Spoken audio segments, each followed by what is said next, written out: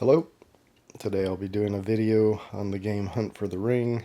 This came out in 2017, and as you can see, it's from the makers of War of the Ring. Uh, One thing I'm going to say about this game, it plays like in two parts, which play differently. I mean, some of the aspects are the same, but some are quite different. So in this video, I'm going to go over how to play part one, and then in my next video I will go over how to play part two. There are a lot of similarities, but there are also quite a few differences, so I didn't want to do it in one video. So we'll go over part one for Hunt for the Ring today. So let's get started with how to set up. First thing you'll do is place the game board in the middle of the table with the part one side. This is a double-sided board, and as you can see, the part two side, the circles around these numbers are orange, and on the part one side they are green, and then also the locations on the map are different. So on the part one side you'll start with Bag End and Waymeet and Whitwell over here, and on the part two side Bree and some other locations are over there. So anyway, playing part one, you'll place the part one board face up in the middle of the table. Then you'll decide one player to be the ring bearer player, and then from 1 to 4 players to be the Nazgul player or players.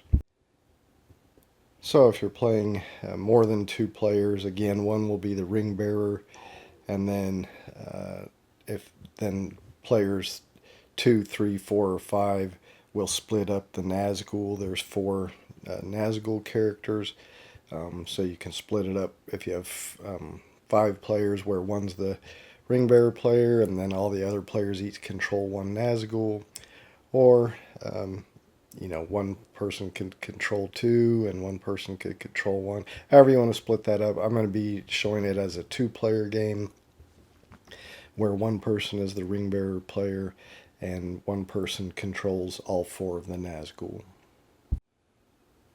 The ring bearer player will then take the ring bearer screen and unfold that in front of them, in front of their player area, with the side of the board that they're playing on vertical in front of them. So we're playing side 1 or part 1, so that's the map of the board that they would place vertically in front of them. They'll then take the journey log, which is again double-sided, but the side for part 1 will show these icons here, whereas the side for part 2 has like Gandalf pictures and Gandalf up here. The part 1 has Frodo and these icons you'll see here. You'll take a blank sheet of paper that's cut to size, and you'll see you can actually slip a piece of paper in here because you're going to be writing in these circles. So you have to slip a piece of paper in there that you'll be writing on. So I've got one cut to the proper size here. Let me slide it in there. So like so. Then you'll take that journey log and put it behind your player screen like so. The ring bearer player will then take 3 tokens that look like this. These are the fellowship tokens, and they'll place them here on their journey log to form the fellowship pool. The ring bearer player will take these Frodo starting location tokens. They have numbers on the back that correspond to the possible starting locations. So, number 1 is Bag End, number 2 is Waymeet, and number 3 is Whitwell. So the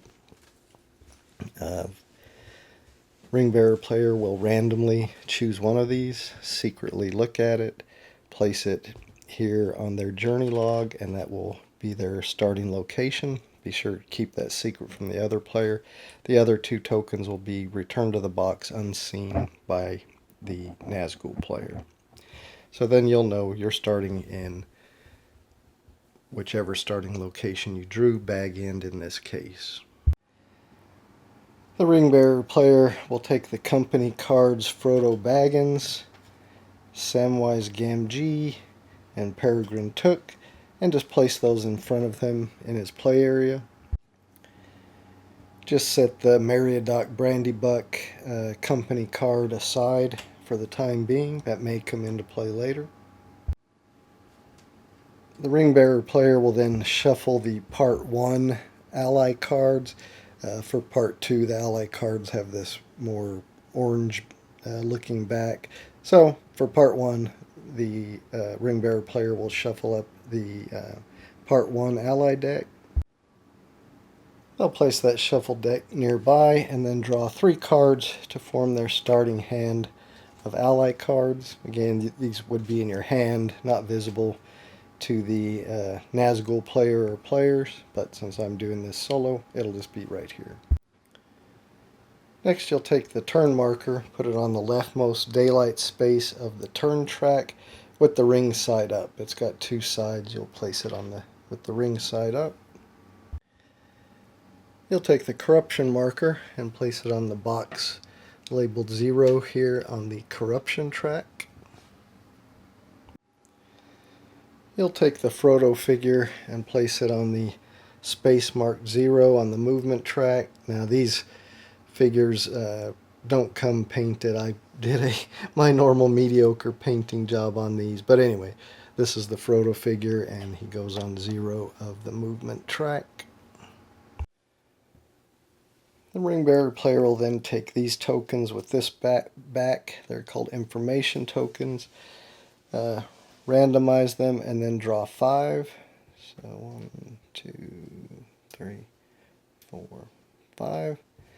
Then place them on the appropriate spaces on their journey log.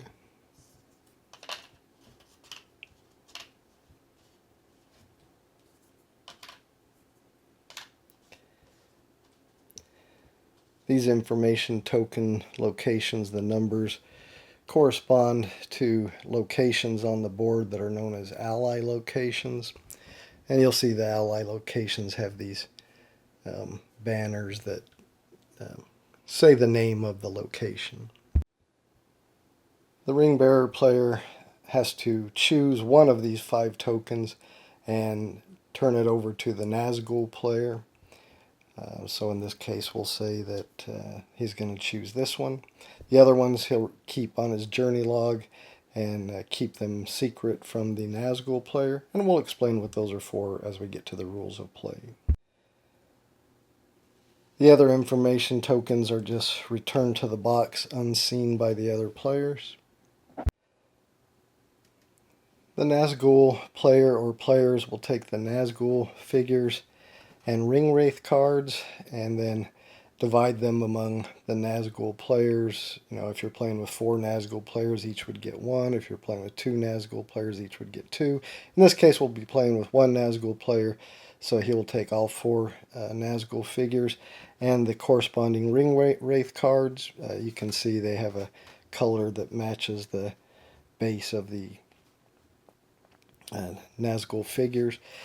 They will then, if a player is controlling 2 or more Nazgul, they'll place the ring wraith cards in front of them in the order they want the Nazgul to act on their turn. In this case, since we have 1 player controlling all 4 Nazgul, he'll arrange these cards in front of him in the order that he's going to want these Nazgul to act for the rest of the game. So I've arranged mine here: purple, blue, green, and red. They're all the same. None of them have a power different than the other ones. It's just that's the order they'll have to take their turns when it's the Nazgul players' turns. You then take this Black Rider's reference card, place it in front of the players or somewhere where all the players can see it. You'll then take that information token that the ring bearer player selected and gave to the Nazgul's player, and they'll place it on the first space on this card, unlocking the first ability on this card. And we'll talk about these abilities later.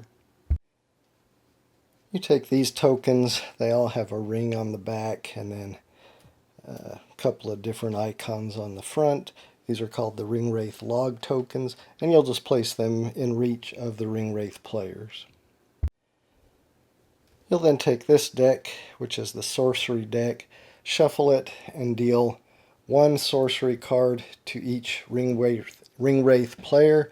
Now that's one sorcery card to each Ring Wraith player, no matter how many Nazgul they control. So if you had two Ring Wraith players, each with two Nazgul, they would each just get one card. Since we have one Ring Wraith player controlling four Nazgul, this player still only gets one sorcery card. So we'll draw that, and they keep that in their hand. I'll just be placing it here.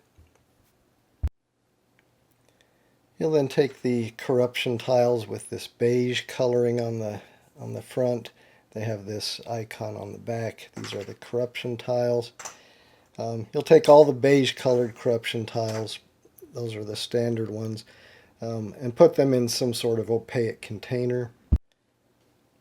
I'm going to place mine into this bag.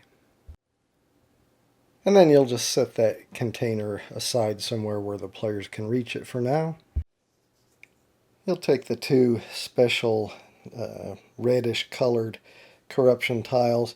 You don't put those in the bag at this time, you just keep them nearby. They may get shuffled into the container of corruption tiles later in the game. You then take the lead player token and give it to one of the Ring Wraith players at random. If there's only one Ring Wraith player, like in this case, then you just give it to them.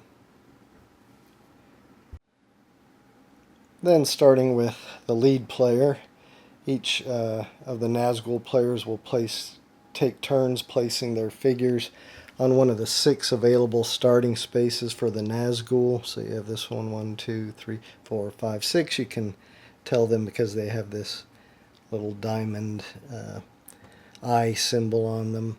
In this case, we only have one Ring Wraith or Nazgul player, so this player can just choose where they want to place their Nazgul amongst those 6 spaces. So we'll just do it like so. I'll also give these Nazgul tokens to the Nazgul players. They correspond to each Nazgul, so you have a purple one for the purple Nazgul, a blue for the blue, a red for the red, and a green for the green. And those are really just for replacing your figure on the board with one of those. If one or more Nazgul happen to be in the same space, because they can occupy the same space, so it'd be a little difficult to have both of these larger plastic figures in one location space. So you can replace them with these cardboard tokens in that case, just to make it easier. And then later when they separate, you can place the figures back on the board. The lead Nazgul player will take the 6 Ring Wraith action dice and roll them, and places them nearby. This forms the Ring Wraith action die pool. Now, if any of the rolled die had ended up with the shadow result, like that, for each of those rolled, the Ring Bearer player would get to take 1 fellowship token from the fellowship pool and place it in their play area, normally on Frodo's card, up to 3 because that's the maximum amount in the fellowship pool. But unfortunately, in this case, we didn't roll any right now, so the Ring Bearer player does not get to take any fellowship tokens from the Ring Wraith action die roll. There are a few other types of tokens you'll just need to set aside. You have these double-sided track tokens, got ally tokens, and company log tokens that will probably may or may not come into play. Likely these 2 tokens will come into play for sure. And that completes setup. We're now ready to move on to how to play. And I'll just mention, normally you would not have the Nazgul player sitting right next to the Ring Bearer player, because then he can see what's going on inside of his shield there. Normally they would be sitting on the opposite sides of the table, but for purposes of my setup and demo on this small table here, I have them side by side. Alright, how do we play? Well, the object of the game is the ring bearer player is trying to get Frodo from his starting location, which we know in this case is bag end because that's the token that we drew, to one of these exit locations, A, B, or C. So Chetwood, Bree, or C, there's no name for it, but if they can get the ring bearer to one of these exit locations before they take more than 12 corruption, then they complete part 1 and they can move on to part 2. Now they'll gain corruption by the ring wraith player, the Nazgul player, trying to find the location where the ring bearer player is located and do a hunt in that location, and that will cause him to have to draw corruption tiles, and he'll have to use corruption in order to escape them. And of course, as I mentioned, if he gets 12 corruption or more before he finishes part 1, then the ring bearer player will lose. Alright, so just kind of overview of what's going on. So let's start with how a turn works. So instead of the term round, we have term of days. So gameplay is divided into days. Each day is 2 daylight turns and a nighttime turn. And during those turns, the ring bearer player will get 1 daylight turn, then the Nazgul player will take a turn, then we'll move the turn marker, and the ring bearer player will get another daylight turn. The Nazgul player will then get a daylight turn, and then we'll move to the night, where the ring bearer player will get another turn, Nazgul will get another turn, then we'll do a refresh phase and reset the marker and start another day. So let's talk about what a player can do, what the ring bearer player can do on their turn during a daylight turn. So on daylight turn 1, the ring bearer takes the first turn. On their turn they can do one of 3 things. Frodo can move or rest. Now on daylight turns, Frodo must move. In the nighttime turn, Frodo has the choice of either moving or resting. But we'll just talk about the daylight turns now. So Frodo must move. He may play one of his ally cards. And if he has a fellowship token, these are in the pool. He doesn't own those. He has to get those from either the Nazgul player rolling those shadow dice or from some other card effect.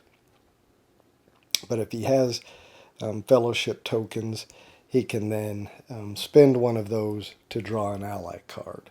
So those are the 3 things that the ring bearer player can do on their turn. They can do them in any order, so they could play an ally card, then move Frodo, then spend a token to draw an ally card, or they could spend a fellowship token to draw an ally card, then play an ally card, and then move Frodo. So they can do those things in any order, but those are the 3 possible things they can do on their turn. But on a daylight turn, again, Frodo must move. The other 2 are optional.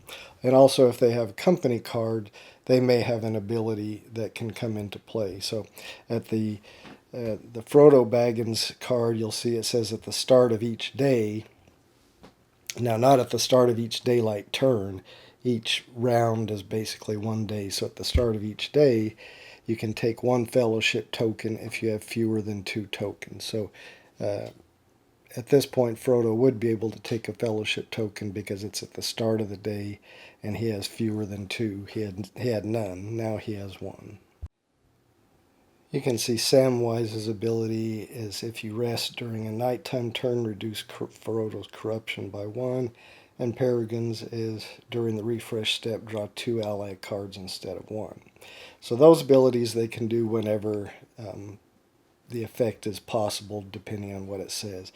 These abilities down here, if they use those, then the card is flipped and it's no longer usable for the rest of the game. So Frodo's is, after moving, flip this card to move again, reduce the fellowship pool by 1 token. So if you use that card, you flip it over, Frodo no longer has this ability, and the the fellowship token pool would be down to 2 tokens instead of 3.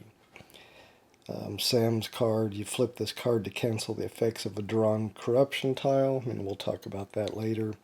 But again, if you use these abilities down here, when they state that you can use them, and you flip this card, then it's no longer, you never get to flip it back over. For the rest of that part of the game, part 1, those cards are no longer usable.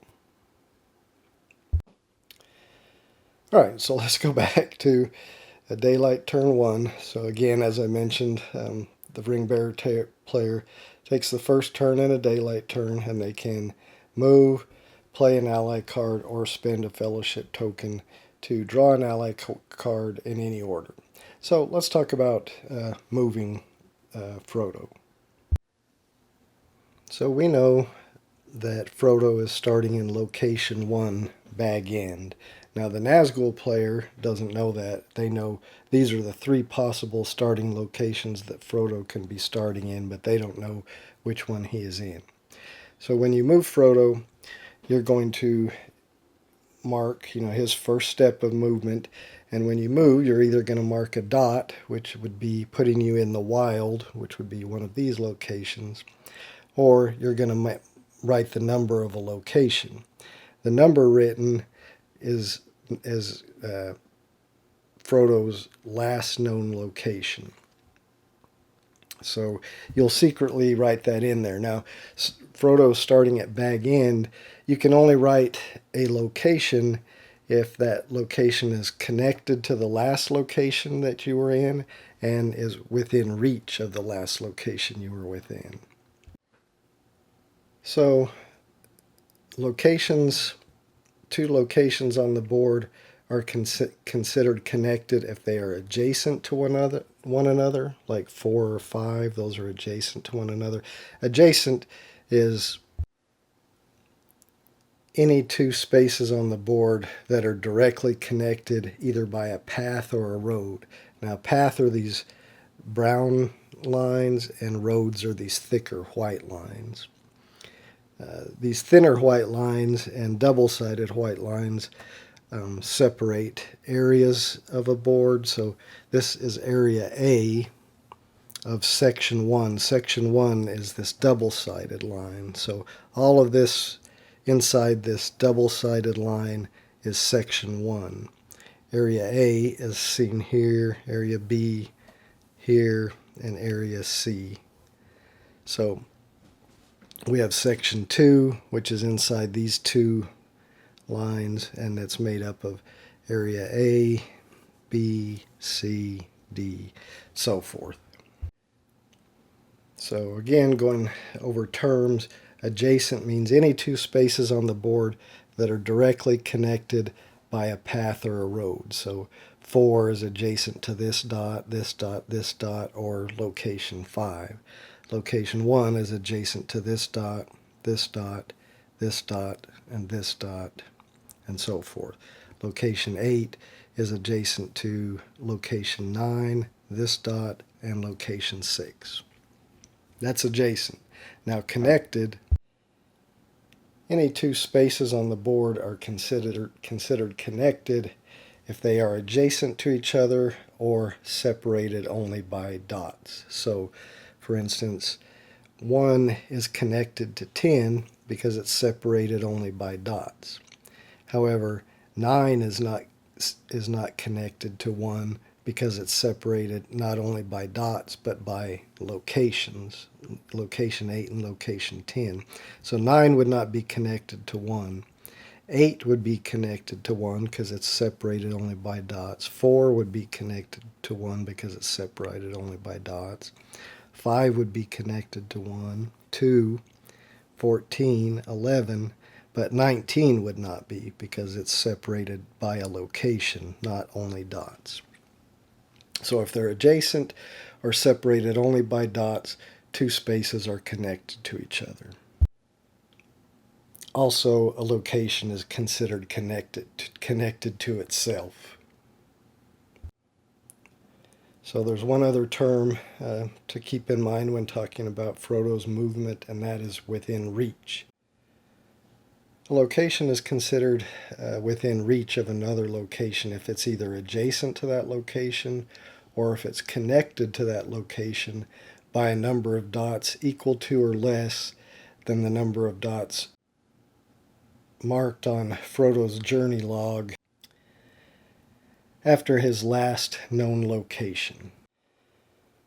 So, for example, Frodo's first movement, he's in Bag End, he would need to mark a dot because he couldn't mark a location because even though it's connected, meaning separated by only dots, it's not within reach because to be within reach, it has to either be adjacent or connected to the location by a number of dots written on Frodo's journey log equal to or less than the number of dots written on Frodo's journey log from his last location. Well, he hasn't written any dots, so he would not be able to move to location 8. He wouldn't be able to put location 8 as his first movement.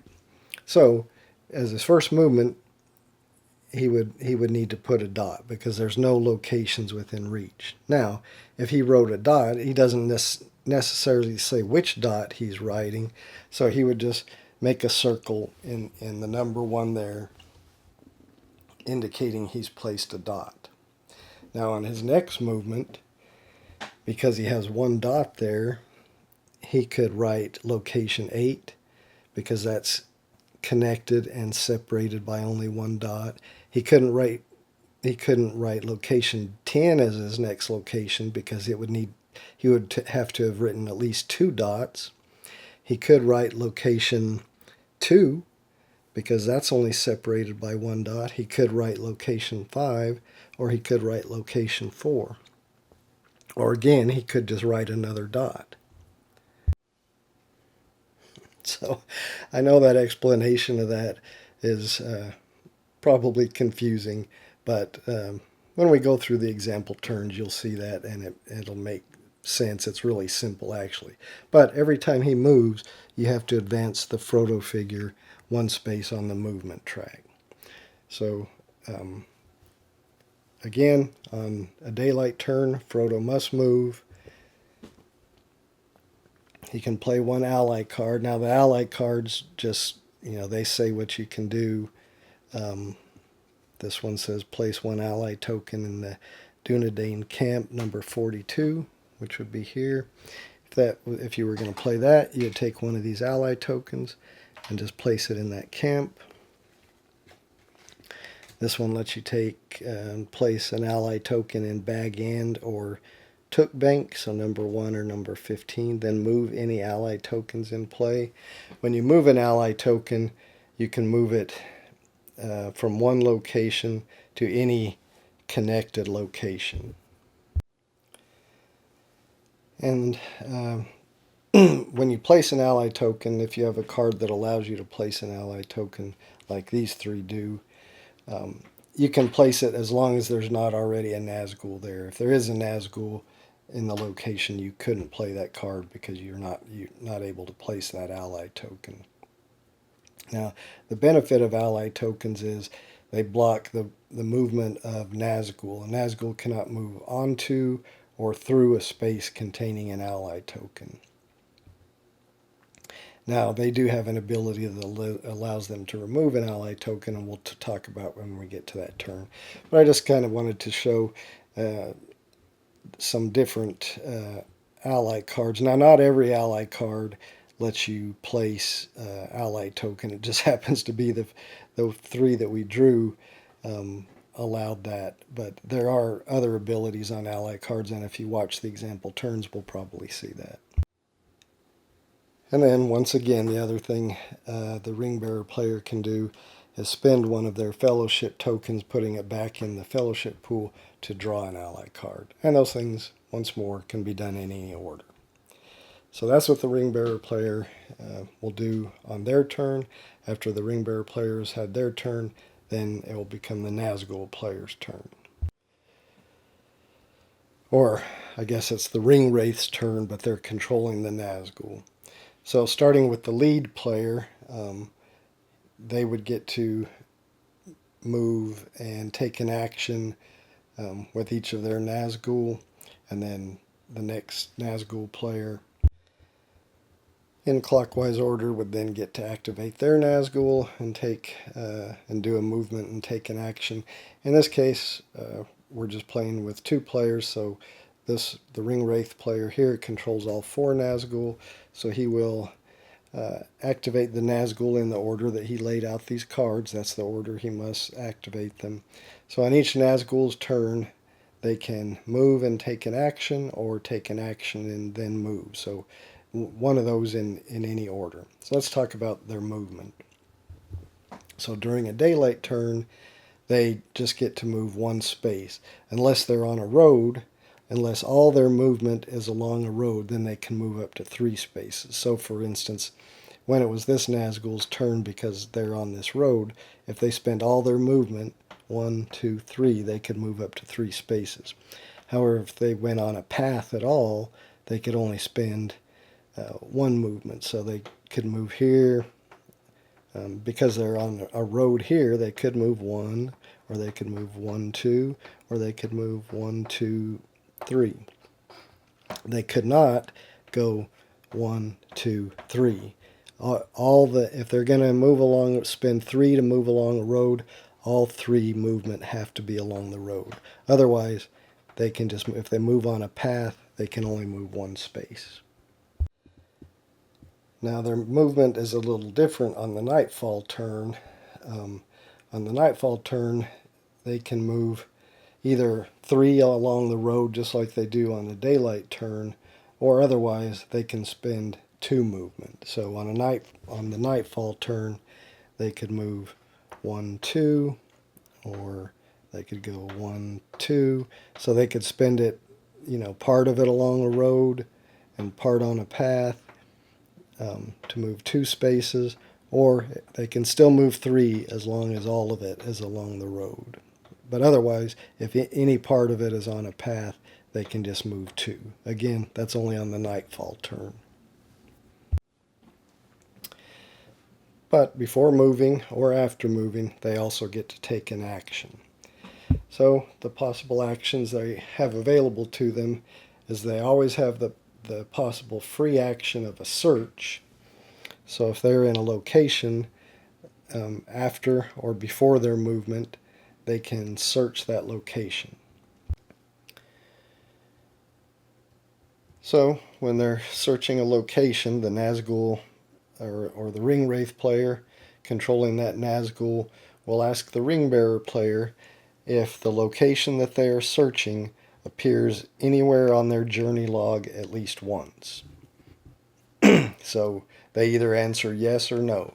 So if this Nazgul was in this location and he was searching, he says, does this location appear anywhere on your journey log at least once? If he's written there, moved to that space at any point along his journey, he has to say yes. He doesn't have to say if that was his last location, like maybe he's already on step 8 and way back on step 3. Of course, being at 59, that he wouldn't be. But maybe, this Nazgul's on space 11 and searches there and says, is that location anywhere on your journey log?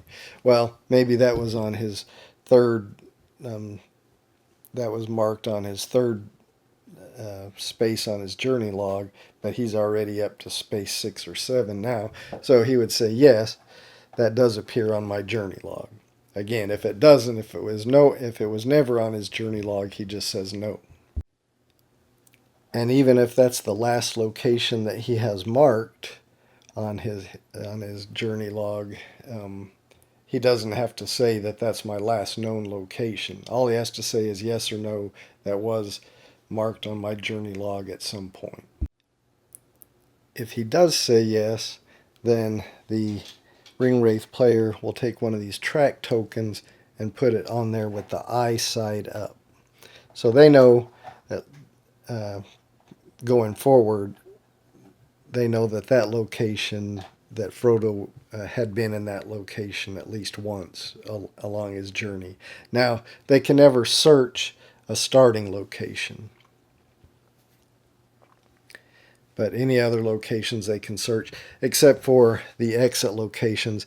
A Nazgul can never enter or search or hunt in an exit location. And as I mentioned before, if an ally token is somewhere on the board, a Nazgul cannot enter a space with an ally token or pass through a space with an ally token. But anyway, that's a search action. That's always a free action they have, so they can always do a search. Other actions they do require spending a die. So let's talk about some of the other actions. A ring wraith player can spend one of these ring symbols on a die as an action, and that's called a perception, taking a perception action. Now, I will say when a player spends a die for an action after that die is spent, it's no longer usable by any of the other players until the end of the day when you do the refresh step and these dice are re-rolled. So once a Nazgul uses a die, it's no longer available for any of the other Nazgul to use. Again, until the refresh step. But let's talk about a perception. So if a Nazgul spends a ring die for a perception, they are going to decide if they want to do a perception in the section. And remember, the section is those that are separated. There's 3 sections: section 1, section 2, and section 3, separated by these double lines. So they can do a perception in the section that Nazgul is in, or they can do a perception in the area that Nazgul is in. So if this Nazgul on his turn was spending a ring die to do a perception, he could either do it in this section, section 2, or in this area, area B. So he decides that, and then he asks the ring bearer player, is your last known location? If he decides he's doing it in the section, he says, is your last known location in section 2? So if the last location that the ring bearer player marked on his journey log is any of these locations in section 2, then he would say yes. If he's doing it by area instead of section, he would say, is your last known location in section 2, area B? And that narrows it down to just this area. And if Frodo's last known location is any of these locations, then he would have to say yes. And again, Frodo's last known location is the last location number that he's written on his journey log. Now, he may have written a couple of dots after it, like if Frodo had been in 26 and then he wrote a dot, so maybe in 5 he had 26, and then in 6 he had a dot, and he hadn't written any other locations yet. His last known location is the last location number that's written. So any dots that he's written after that don't matter. It's whatever the last location that he's written is his last known location, and that's what the perception is targeting. So if the answer is no, if he says is your last known location in section 2, area B, if his last location written is not one of those, he just says no.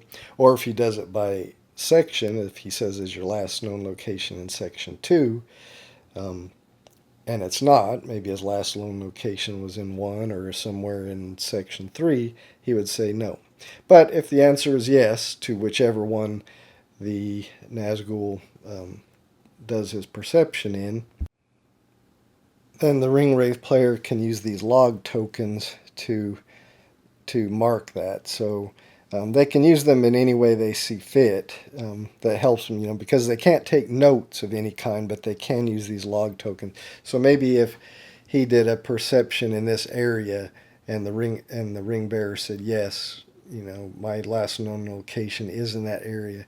Maybe he wants to put one of these ring tokens in that area to signify that he was there, that he's in that area, so the other Nazgul know. So they just have some record that they know that yes, the answer was yes, that he was in that area, the ring bearer.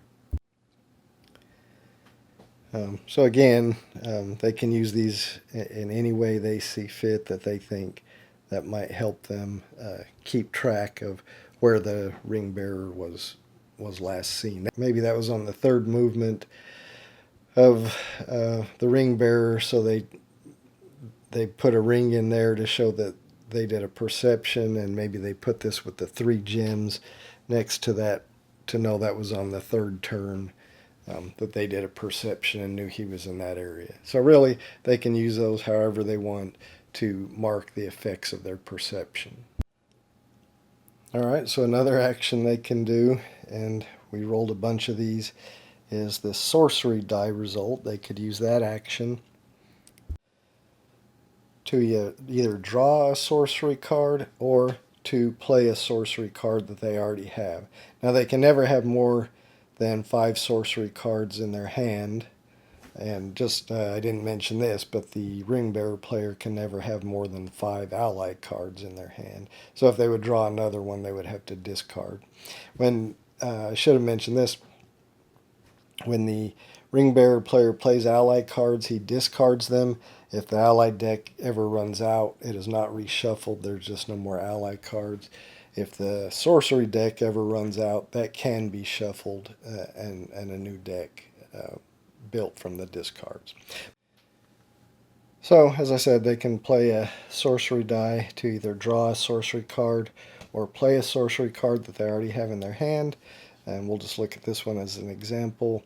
An ambush in a narrow place. If they play this one, they can remove an ally token from a location connected to any one Nazgul. So they would only be able to play that if they had a Nazgul that was connected. Remember, connected is in a location that is adjacent to or separated from another location only by dots. There can't be another location in between. And we talked about that already. So anyway, sorcery die result can be spent to draw a sorcery card or play a sorcery card that you already have. Once you play it, you discard it. All right, that's all we happen to roll, but let's see what other actions are available. We have the sword die. If you have a sword die result and you spend that, you can do a hunt. Now, a hunt is similar to a search, only more powerful. Now, you may remember I said that a search, which is a free action that you can do where you don't have to spend a die, but if you're doing a hunt, you hunt in the location that the Nazgul is located. If the Nazgul was located in one of the starting locations, you can hunt in a starting location.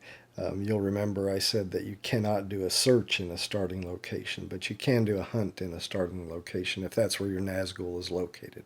So anyway, you'll hunt in wherever the location is that the Nazgul is located, who's taking that turn. And just like a search, you'll say, is this location anywhere on your journey log? If the answer is no, the Frodo player has to tell the truth and has to say yes or no. If the answer is no, nothing happens. If the answer is yes, they'll take one of these track tokens, and instead of putting it on the eye side, which I said that's what you do on a search when you're successful, if you're successful on a hunt, you put it on the sword side. And then not only saying, yes, that is on my journey log, if that location is in fact Frodo's last known location, has to say, and Frodo is here. So remember, in the search, even if the search location is the last known location, the ring bearer player does not have to state that's where Frodo is. But if they do a hunt in that location, they have to say yes, and if it's their last known location, then they have to say, and Frodo is here. And again, like I said, the last known location is the last location they've written. If they've written a dot after it, it doesn't matter. If that's the last location number they've written on their journey log, they have to say, and Frodo is here. And that will bring trouble to the ring bearer player, because after all the Nazgul have finished taking their turn, he'll then have to have a Nazgul encounter. And we'll talk about that after we finish going through the other possible actions for the Nazgul. The last possible action, die result that they might have, is the shadow result. And basically that's just a wild, meaning they could spend a shadow die to use it as either a sword, sorcery, or a ring for hunting, playing or gathering a sorcery card, or doing a perception. So again, that's just a wild, basically. I'll just put these back to how they were rolled. So that's the possible actions, except there is one other possible action that the Nazgul players can do on their turn, and that is dependent on the tokens on this card. On any actions that are unlocked by having an information token on the Black Rider reference card can also be used. So the first one that's unlocked at the beginning of the game is for an action they can spend any die, so any die that's available to them that hasn't been spent already, to move one additional step. The other actions can be unlocked as they gain information tokens. So let's talk about how they do that. You'll remember that the ring bearer player kept 4 information tokens corresponding to ally locations on the board. For instance, 37 is Buckleberry here. Each one of these numbers corresponds to an ally location on the board. If a Nazgul ever performs a search or a hunt in that location, and you still have that token turned face up like this on your log, on your journey log, then not only do you answer yes or no, regardless of that answer from the result of their search, if you had that token like we did here still face up on your journey log, you have to give them that information token and put it on the next space on their Black Rider card, unlocking another ability for them. So this one, they could spend any 2 dice to perform a hunt or perception. So again, they don't know what numbers you have back here, so you have to check every time they do a search or a hunt in an ally location, one of these with, you have to check if that one is still face up on your board, and if it is, you have to give it to them to unlock an ability. Now, you have the opportunity to flip these over so their number is not face up. If the ring bearer player ever journeys to one of these locations and marks it on their journey log, like if the ring bearer player went to location 12 and marked that on their journey log, then they flip that over. They don't have to tell the ring wraith player that they had that token. They just flip it over. And if they, at some point before they've had to give that token to the ring wraith player because they searched that location, if they move to that location, so if the ring bearer player moved and marked on his journey log 37 before a ring wraith search there, then they would just flip it over, and it's no longer available for the ring wraith players if they happen to search there. So once more, that's what the Ring Wraith player will do on their turn. They'll activate their Nazgul in the order that they have the cards laid out. When they activate the Nazgul, they don't have to move them. In fact, they don't have to do anything, but they can move them and take one action, either the free action or one of the actions unlocked here, or spend a die to take an action, or they can take the action and then move in either order. And again, they don't have to move, they don't have to take an action, but they have the opportunity to do one or both of those in any order. Once they finish taking, all of the ring wraiths have finished taking their actions, then you'll advance to the next daylight turn and start again with the ring bearer player taking their turn. Again, during the daylight turns of the day, the ring bearer player must move, mark a new location on their journey log. Well, not a new location or a dot on their journey log. And then they may play a card or a fellowship token to draw a card. And as I've said before, they can do those in any order. Now, the difference between when it moves to the nightfall turn, I already mentioned the difference for, one of the differences for the Nazgul. I said they can move 2 spaces along a path or a piece of a path and a piece of a road. But let's go back and talk about what's different for the ring bearer player. So when it comes to the nightfall turn, the the ring bearer player must decide if they're going to move or rest. If they're going to rest, they just leave the token on the ring side. They do not make an entry on their journey log. They do not advance Frodo on the ring track, but they still can play a ally card, or spend a fellowship token if they have one to draw an ally card, or use abilities of a companion, one of their company cards.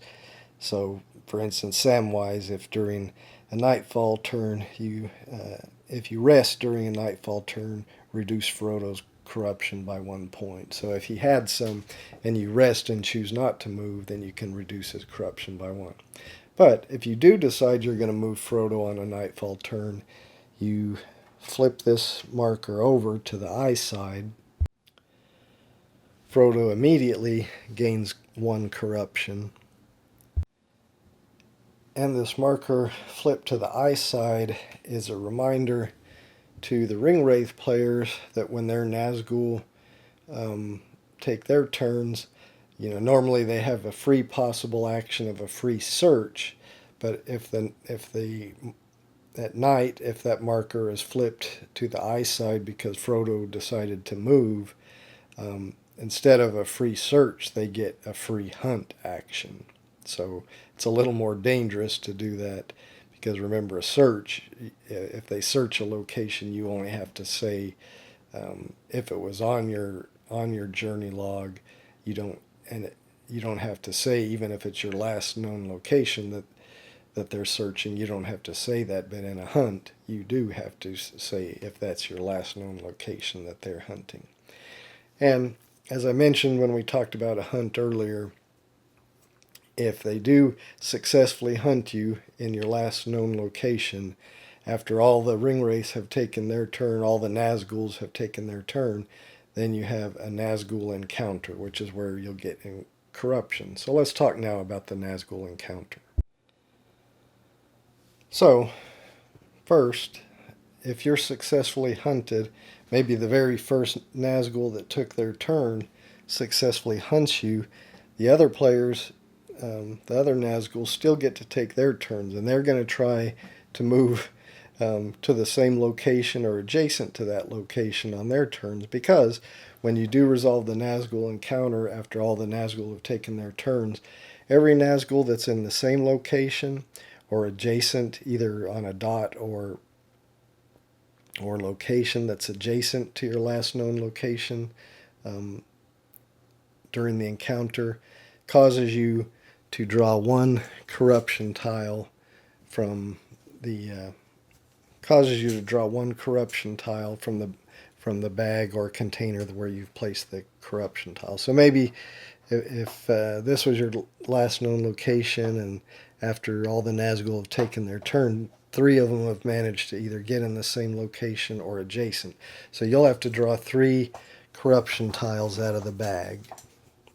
So maybe 1, 2,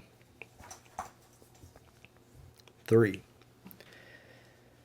All right, then you'll have the opportunity where you can use the ability on your company cards.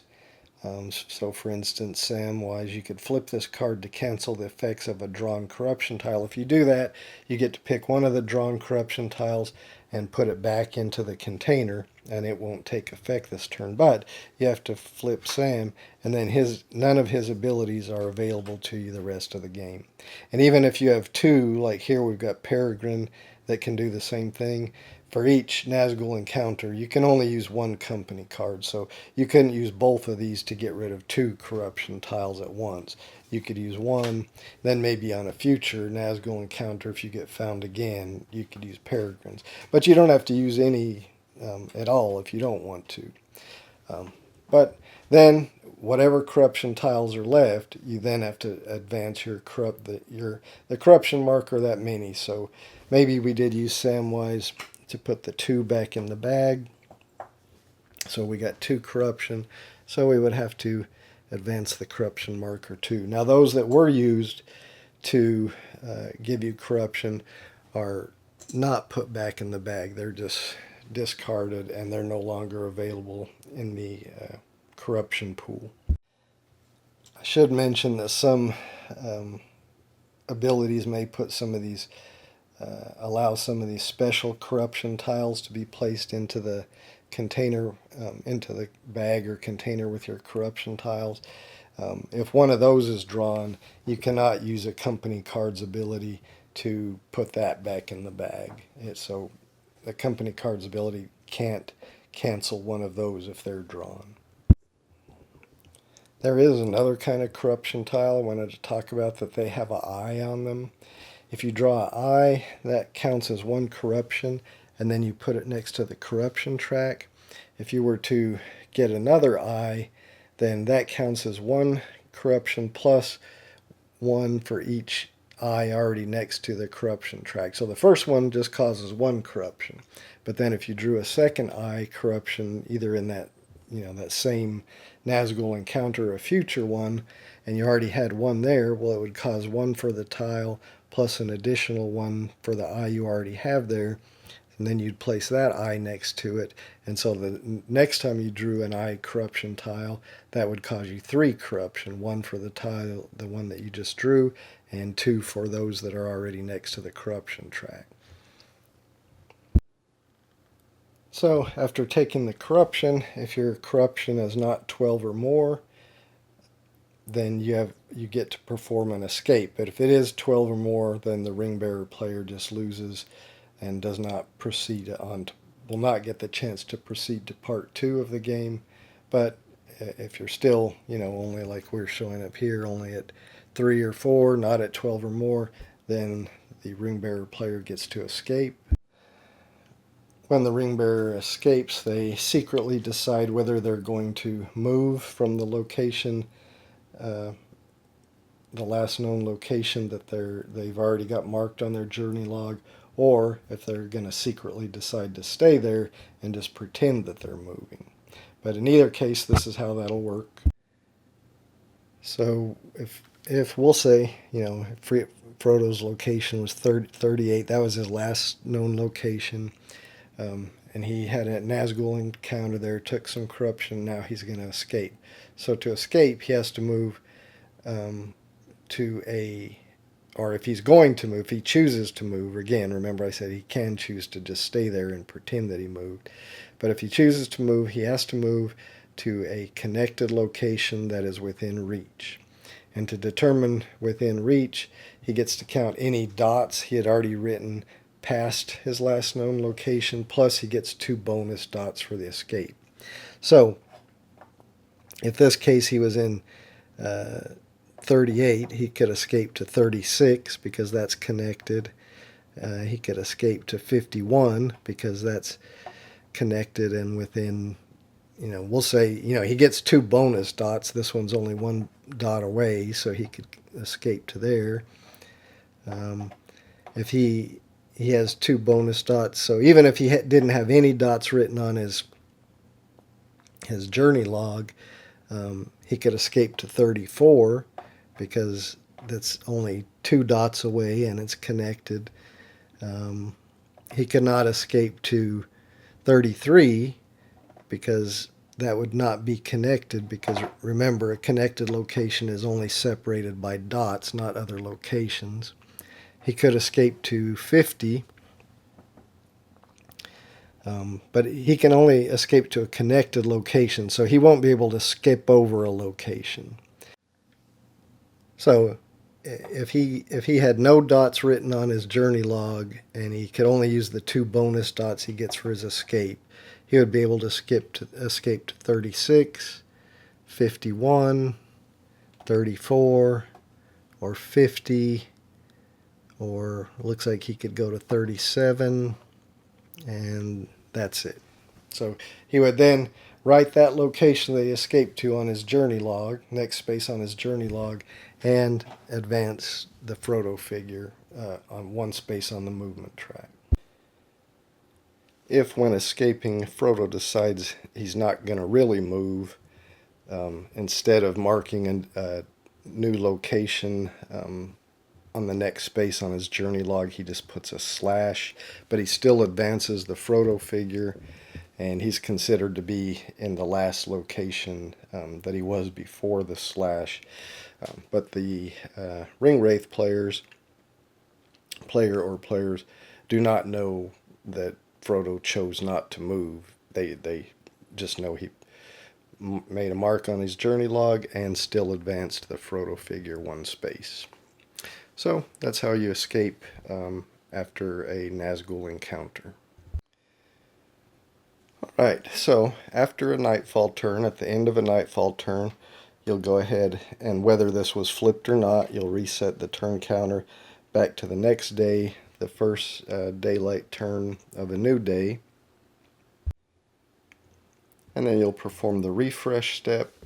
The first thing in the refresh step is the Ring Bearer player gets to draw a new ally card into their hand, and if they still have Peregrine, at this point they can use his ability during the refresh step, draw 2 ally cards instead of 1. So if they have him, they could draw 2 instead of 1. Again, the hand limit is 5, so if when drawing those cards that put you over your limit of 5, you must discard until you have 5.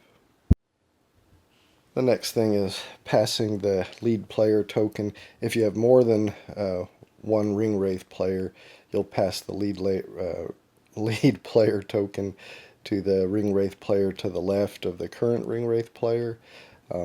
In this case, if you're just playing with 2 players like I'm demonstrating here, where there's only 1 Ring Wraith player, there's no need to pass the lead player marker. Then the lead player gets to draw 1 sorcery card into their hand. Again, the hand limit for sorcery cards for the Ring Wraith players are 5. In this case, with just 1 Ring Wraith player, there's only 1 lead player. But if you had more and this was passed, then only the lead player gets to draw a sorcery card into their hand, and then the lead player will re-roll all the Nazgul action die.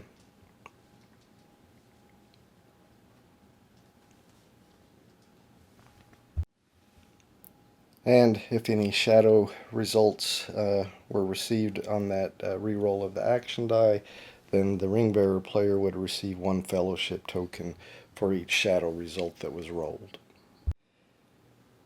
That's all that happens in the refresh step. Then you would start again with daylight turn 1 with the Ring Bearers taking the first turn. I did just want to mention, when Frodo is moving, he's not blocked or hindered by Nazgul. He's able to move through a location or a space where there's a Nazgul, or move into a space where there's a Nazgul. Um, they don't block him or hinder him. The only way they find him is if they do a hunt in his location. So the game ends in several ways. If Frodo manages to reach one of the exit locations in 16 or less moves, and again, remember the moves are recorded here on the move track. Every time Frodo moves, he has to advance one space on the move track. If he reaches one of the exit locations in 16 or less moves, then part 1 ends immediately, and you can proceed to part 2. If you don't want to proceed to part 2 immediately, there is a method for saving the game state of where you were at the end of part 1, and then you can proceed to part 2 later. But otherwise, you can just immediately proceed to part 2. And again, as I mentioned previously, my next video, I'll go over how to play part 2. But that's one way that the game can end. Also, as I mentioned previously, if Frodo's corruption ever reaches 12 or greater before he manages to escape, then the game ends immediately with the Ringwraith players being victorious, and Frodo, the Ringbearer player, does not get to move on to part 2.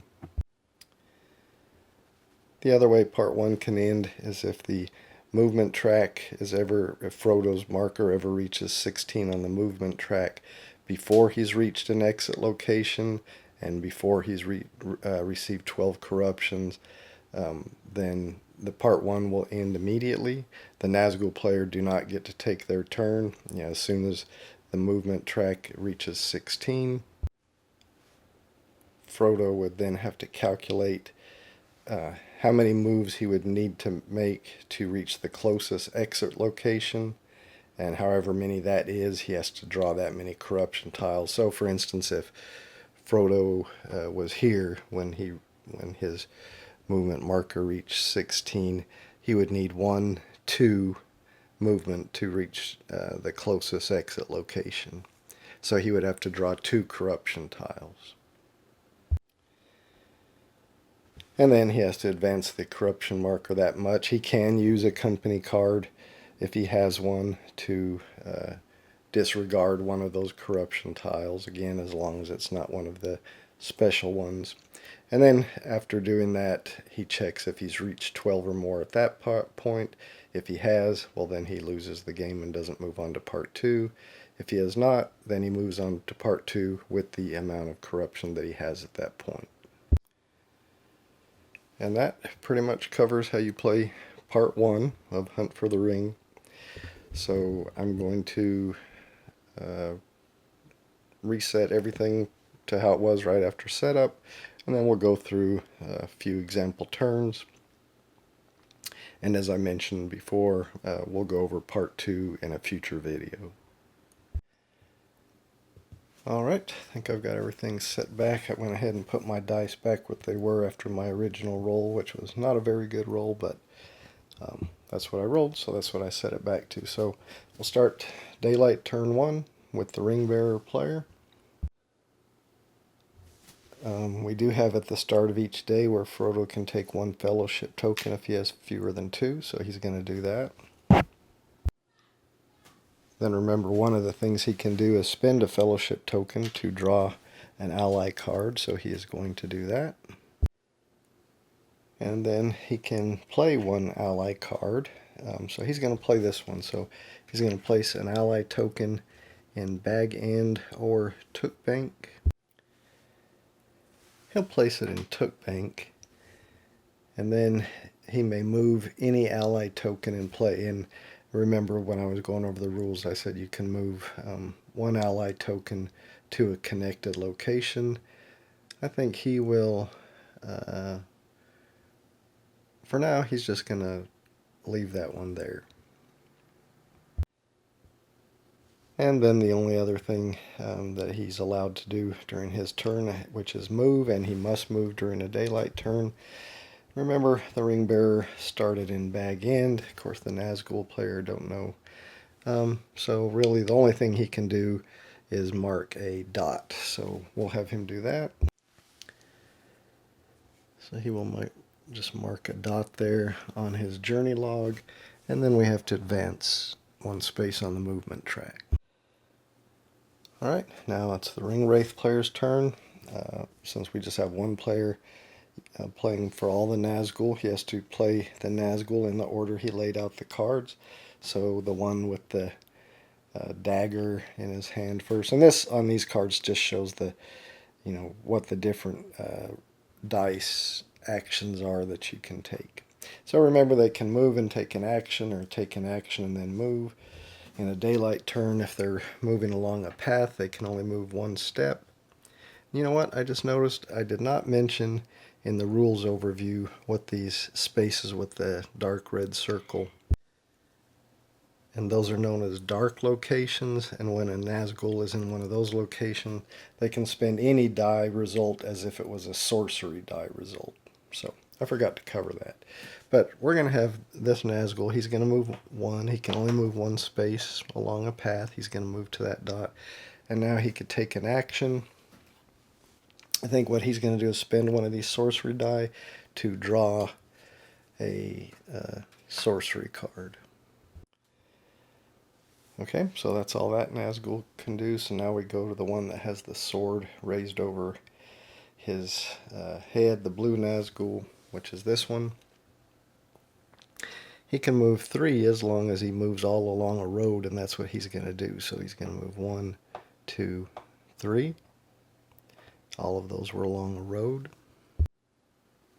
And then I think for his action, he's going to do the action here to spend 1 die to move 1 additional step. So he's going to spend one of these sorcery die and move 1 additional step.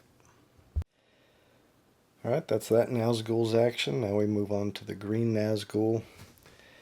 They're going to move, and they just get to move 1 because they're moving along a path.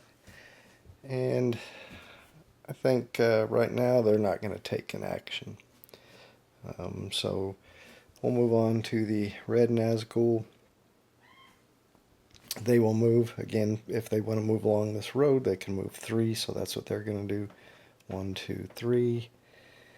And I think they're not going to take an action at this point either. So that's going to end all the Nazgul's turn. So we'll now move to the second daylight turn of the day, and it will be the ring bearer's turn. I think the ring bearer is going to play an ally card, this one, where they can play 1 ally token in Green Hill or Woodhall, so that's 28 or 32. So there's 28 Green Hill, Woodhall is over there, 32. I think they'll play that ally token in Green Hill. They can then move 1 ally token in play, but I think at this point I'm not going to move an ally token. Alright, so now Frodo can move, or if the ring bearer had a fellowship token, they could spend that to draw a card, but they don't have a fellowship token right now. So the only other thing they can do is move. So the ring bearer player could write another dot, or they could write the name of a location that is connected and within reach. So we know they've placed 1 dot right now, so they could write a location 8 because that's connected and within reach. Or they could write location 4. They couldn't write 10 because they would have had to write 2 dots, and so far they've only wrote 1 dot. They could write 2 if they wanted to be in location 2. They couldn't, well, they could do 14 if they wanted to come down that way. They could do 5. Anyway, there's several locations that they could write if they wanted to write a location that are connected and within reach, but I think they're just going to write another dot. So they're going to write another dot, and they have to move the marker down 1. So currently their last known location is still location number 1, bag end. Alright, we're back to the Ring Wraith player's turn. We have to start with Nazgul, the purple one. He's up here. He can only move 1 because he's moving along a path there, so he'll move here into 4 Nost. Now he's pretty sure he knows that the ring bearer player couldn't be there, but because that is an ally location, he knows if he searches it and the ring bearer has an information token that is the same number as that, he would have to give it to him. So he'll do his free action and say he's going to search location 25. So the ring bearer player has to say if 25 appears on his log or not. Well, of course it doesn't, so he just says no. And then the ring bearer player checks if any of his information tokens are numbered 25. They aren't, so he doesn't have to say anything, but he just doesn't give a token to that information token to that player. Alright, we move on to the blue Nazgul. It's his turn. He's still on a road, so he can move up to 3, and that's what he's going to do. 1, 2, 3. He's in location 30. And just to show how it works, he's going to take an action with this dice and do a perception, and he's going to do it by a section. So he's going to say is Frodo's last known location or the ring bearer's last location in section 2. Well, the ring bearer's last known location is in section 1 because it's here in bag end, so he just says no. So they know his last known location is not there in section 2. Alright, we move on to the green Nazgul. He's up here moving along a path, so he can really only move 1 space, so he'll just move here. And we'll say he's going to spend another one of these to draw another sorcery card. Okay, and now we move on to the last Nazgul's turn. He's the red one. I think he's going to move 3 again along the road. 1, 2, 3. And he's not going to spend an action. You know, he could do another perception, but he already knows the ring bearer is not in section 2, so there's no point in wasting a perception there. He has one, so he could draw another sorcery card or play a sorcery card, but he doesn't really have one that he wants to play at this time, so he's just not going to take an action, and that's going to end the Ring Wraith player's turn, and we'll advance the turn marker, and now we're at the Nightfall turn. So we're in the Nightfall turn, and the Ring Bearer player has to determine whether they want to move or rest. If they move, they gain, oh, I forgot to set this corruption marker back to 0. If they move, they gain 1 corruption, and they have to flip this marker over, and then the Ring Wraith players will get to do free hunts instead of free searches. I think the ring bearer is not going to move this turn, so he's going to rest. He could use Samwise's power if you rest during the Nightfall, reduces corruption, but Frodo doesn't have any corruption right now. So he can still play an ally card, and I think that's what he's going to do. He's going to play this 1 ally card to place an ally token in the Dunedain camp, which is number 42 right there. And then he can move an ally token in play, and I think he's going to move this one from Tookbank to this location. Alright, so he's played his card, he's not moving, he doesn't have a fellowship token to draw another ally card, he's just got the 1 left. And I think that's it for the Ring Bearer player. So now we move on to the Ring Wraith players. So we start with the purple Nazgul. Now because it's the Nightfall turn, even moving along a path, they can move up to 2 spaces. So he is going to move 2 spaces. And he's pretty sure that the ring bearer is not there, but he'll go ahead and do his free search action and ask the ring bearer player if 22 is on his journey log. Ring bearer player looks at his journey log and of course says no. So that's the only information that has to be given. So then we move on to the blue Nazgul player. And he's on the road. He could move 3 spaces, so he's going to do that. He's going to move 1, 2, 3. If he moved along a path, he could have moved 2, or a partial road and a path he can move 2. But because he's still on the road, he's going to move a full 3. And that puts him here. And I think he's going to spend the last perception die there. And again, he's going to do a perception by section. He's going to ask the ring bearer player, is your last known location in section 1? The ring bearer player is going to look at his thing. His last known location is bag end, so he's going to say yes.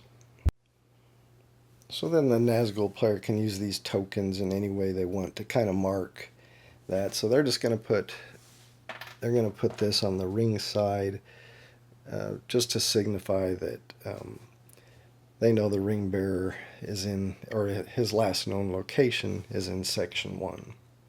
But that's going to end the blue Nazgul player's turn because he's moved and done an action. Alright, we'll move on to the green Nazgul player. He's still pretty far back here, but since it's night, he can move 2. He'll move to Buckleberry, and he'll do a search just in case he might get an information token. So he says he's performing a search in Buckleberry. Is your last known location is Buckleberry anywhere on your journey log? The ring bearer player says no, but he does have that information token there, and now because the Nazguls have searched there, he has to give that to them, and now they have unlocked another possible action. Alright, and now we'll move on to the last Nazgul player's turn, the red Nazgul. He can move, he's going to move, let's see, he's not sure, I guess he'll move 1, 2, he's just going to move 2, and he may as well use this action die to draw another sorcery card. Alright, and that's going to end the Ring Wraith player's turn. So we'll move the turn marker back to the new day, and now we do our refresh step. So the Ring Bearer player gets to draw 1 ally card, and then because of Peregrine's power here, during the refresh step, draw 2 ally cards instead of 1, so he gets to draw another one. Then if there were more than 1 Ring Wraith player, we would pass the lead player token to the next Ring Wraith player in clockwise order, but there's not. There's just 1 Ring Wraith player, so they get to draw 1 sorcery card, which now they're at their max, so they'll need to be using some of those, and then re-roll the dice. And this was our result. We didn't roll any shadow results, so the Ring Bearer player doesn't get to get any fellowship token from those. And then we start the new day with the Ring Bearer player's turn. So we'll go through one more full day here and to see how that works out. Alright, that's the beginning of the day, so we can use Frodo's power again at the start of each day. Take 1 fellowship token if you have fewer than 2, which we do, so we'll put that in there. Alright, we're going to have Frodo move. So he started, his initial location was Bag End. He's placed 2 dots, so I think we're going to have him move to 26. And he can do that because it's connected. In other words, there's not a location in between, and it's within reach because he's placed 2 dots, and that's how many dot locations are in between. So he's going to write 26 as his move. and he will advance one on the move. And then he can play an ally card. I think he's going to play Mayor of the Shire. Choose a location connected to Michael Delving or Bree and place one ally token there, then move any ally token in play. So he's going to take an ally token. Alright, so we're going to place this ally token on a location connected to Michael Delving. Michael Delving is here, so we're going to put it in Waymeet. And then we can move any ally token in play. And I think we will move the one that we just placed, and we will move it. Remember, you can move it to any connected location. We're going to move it to 26. So that's connected. There's no dots or anything to make it within reach for an ally token as long as it's connected. So we're going to move it to 26, which is actually our last known location, and that prevents any Nazgul from getting in that space. And just to be clear, ally tokens can move through dots containing Nazgul, like we did here, moving it from 2 to 26. And this allows us to move any ally tokens in place, so I could move some of my other ally tokens if I wish. But I don't think right now. Well, maybe I will. I think I'll move this one to 27. Alright, I think that's all the ally tokens I'm going to move. So I could spend this to draw an ally card if I wanted to, but I think I'm going to save it because I have a couple of these out of turn abilities that allow that I can spend on the Nazgul player's turn, but they cost me a fellowship token, so I'm going to keep those. Alright, so first it's the purple Nazgul's turn. So we'll have the purple Nazgul. Now because it's daylight, he can only move one space along a path. He's going to move there, and then he's going to do a perception, and he's going to do it again by section. So he's going to say, is your last known location in section 2? Well, we know that his last known location is 26, which is in section 2, so unfortunately he has to answer yes to that question. So the Nazgul players may, put a token in here to say, kind of mark that now they know he's in section 2 somewhere. Alright, and that is pretty much all of that player can do. So now we move on to the blue Nazgul. And he's going to take an action. He's going to play a sorcery die to play one of his sorcery cards. And he's going to play an ambush in the narrow place. Remove an ally token from a location connected to any one Nazgul. Well, this one is connected to him, so he is going to play this. Let's just make a discard pile here to remove this ally token. So we'll just put that here. And then he's done an action. He hasn't moved yet. So he's not exactly sure where Frodo is, but we'll just say that he decides to move 1, 2, 3, and he's going to stop there. Now he's already taken an action, so he can't take another one, so that's going to end his turn. Alright, we move on to the green Nazgul player's turn.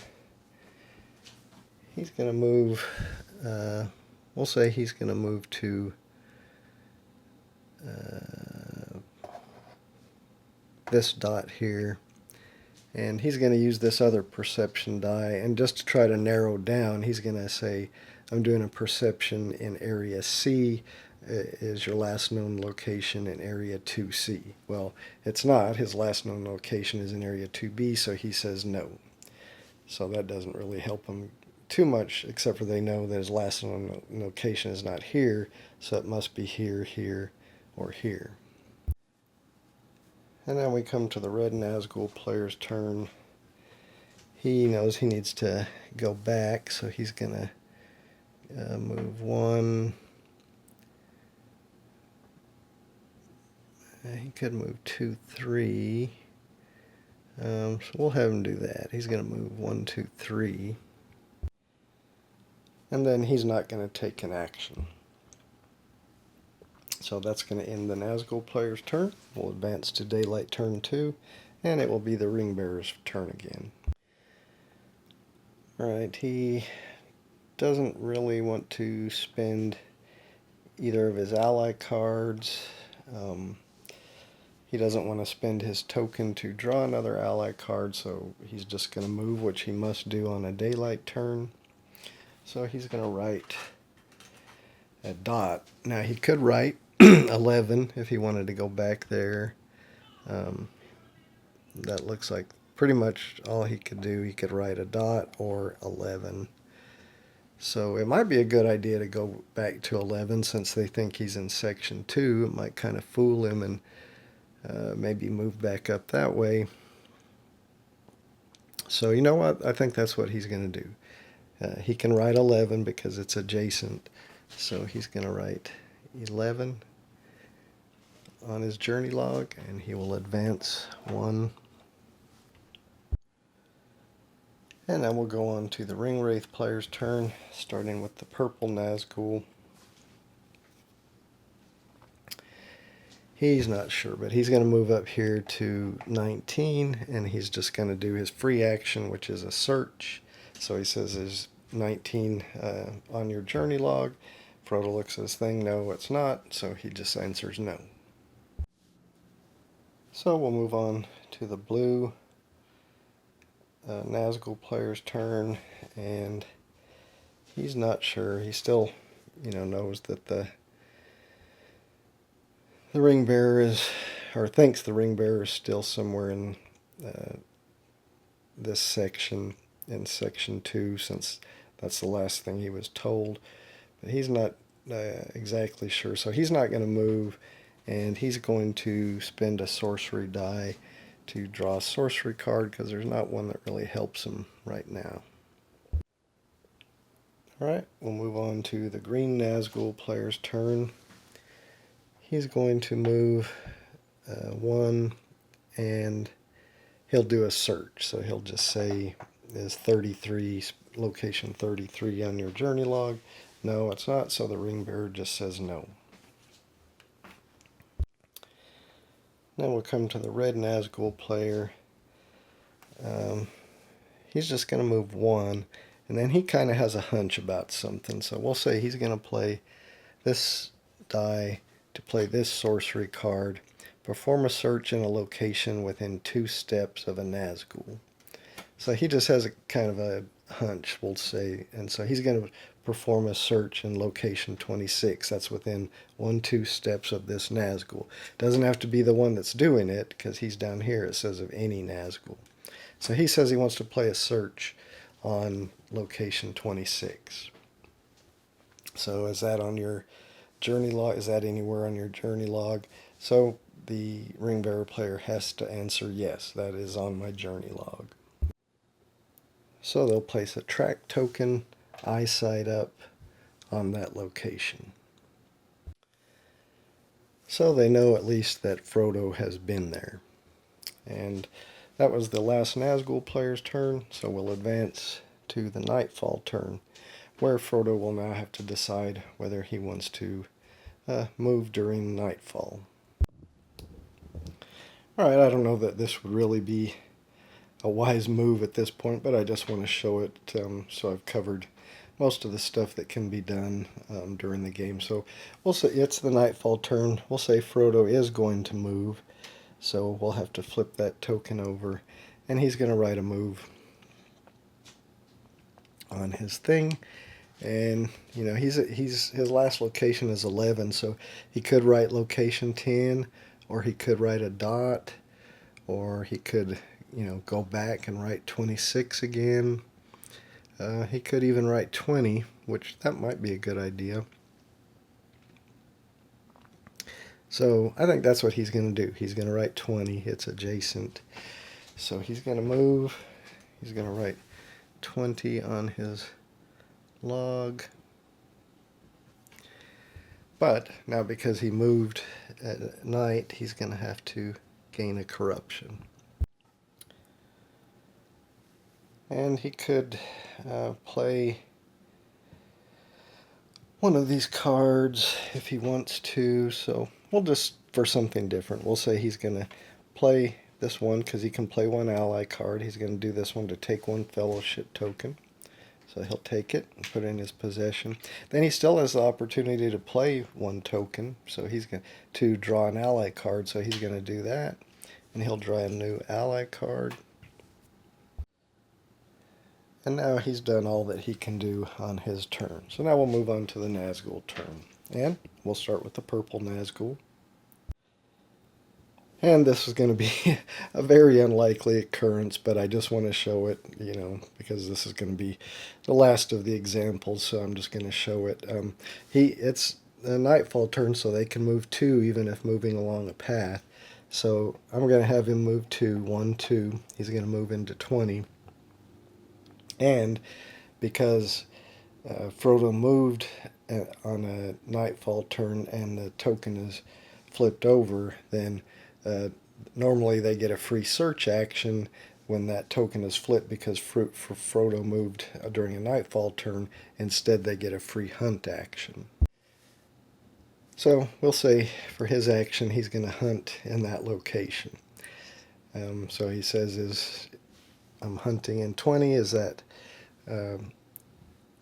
location on your journey log? And Frodo has to say yes. It is on my journey log, and because it's a hunt, if it's his last known location, he has to say, and Frodo is there. So that is the case. So he says, yes, that location is on my journey log, and Frodo is there. Oh, and I forgot to move this when I moved on the nightfall turn. I'm on step 5, so my move marker should have been on the 5. I had forgotten to do that. But anyway, he's now said yes, and Frodo is there. So now they'll place a track token there with the sword side up because the hunt was successful. And after all the Nazgul players have taken their turn, they'll have to have a Nazgul encounter. But the purple Nazgul's done because he's both moved and taken his action. So now it's the blue Nazgul's turn. He wants to get as close as he can to that location. He can move up to 2 because it's a nightfall turn, so he'll move 1, 2, so he's going to be adjacent to that location. There's not really an action for him to take. He could spend this die to move an additional step and be in the same location, but that's not really necessary because just being adjacent to it will cause an extra corruption tile to be drawn. He's only got a hunt die, so he can't play any of his cards or draw a card, so I think he's just not going to take an action. We'll move on to the green Nazgul player's turn. He's really not going to be able to get up there. He can move 2, 1, 2, but that's not going to get him adjacent. But it will put him in the area, so when Frodo escapes, he'll be close by. He will go ahead and do his free hunt in that location, even though he knows Frodo's last location is where the purple one is. He still could get an information token, so he's going to do a hunt there.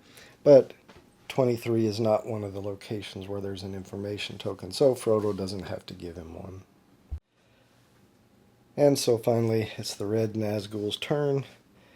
He'll just move his 2, 1, 2. He'll go ahead and spend this last die to move 1 extra additional step to try to get a little closer. And there's not really any action he can take. He could do a hunt, but there's no point to it because it's not an ally location, so he won't get an information token. He knows Frodo's last location is up there. It's a dark location. If he had a die, he could use it as a sorcery die, but unfortunately all the action dies have been spent. So there's really not any point of him taking any action. So that's going to end the Nazgul's turn. And now, because Frodo was successfully hunted, we move on to a Nazgul encounter. Alright, so all Nazgul in the hunted location or adjacent to it are involved in the encounter, so that's just 2. So the ring bearer player must draw 2 corruption tiles from the hunt pool. So I'll just have them reach in and draw 1, 2. Alright, now Frodo could use Samwise or Peregrine, flip over their card to cancel one of the corruption tiles. But I think he's not going to do that right now. So he'll just unfortunately have to take 3 corruption. Well, just to show it, we'll have him do it. We'll have him flip this one. So flip this card to cancel the effects of a drawn corruption tile. He'll cancel the effects of the 2, so that'll go back in the bag. The 1 will be used, so it'll be discarded, but he does have to get the 1 corruption from that. His corruption is not 12, so that doesn't end the game, so now he has to escape. He performs an escape, so now he decides whether he wants to move or just write a slash and not really move, but the Nazgul won't know whether he moved or not. If he does decide to move, he can move. He has to move to a location, a numbered location, that is connected and within reach. Now, he hasn't written any dots past 20, but he gets 2 bonus dots as part of the escape. So let's see where he could go. He could move here to 21. He could not move to 23 because that's not connected, because connected locations can only be separated by dots. So he couldn't move there. He could move to 19 because he gets 2 bonus dots, so that allows him 1. He could move to 19. He could move to 10, or he could move to 9, or he could move back to 11. Looks like those are all his choices. And we'll just say he decides he's going to move back to 11. So he will write 11 on his journey log, and he must advance Frodo. Now again, he could have not moved at all and just written a slash there, and the Nazgul, the Ringwraith player, would not know whether he moved or not. And that would end the Nazgul encounter. We would flip the marker and move it back to a new day. And we would start again with the ring bearer's turn. Now I did want to point out that Frodo had this card, out of turn, spend 1 fellowship token to cancel the effects of the hunt. So he had a fellowship token. He could have played this card, out of turn, and spent that fellowship token to cancel the hunt that was done there by this Ringwraith. But I wanted to show a successful hunt in a Nazgul encounter. And, it's probably unlikely that Nazgul would have happened to move there and do a hunt anyway, but you never know. I just wanted to show, try to cover a little bit of everything that could be seen in the game. But I'm going to wrap it up there. I think that's given a good idea of how this game plays. Thanks for watching. I hope you enjoyed it.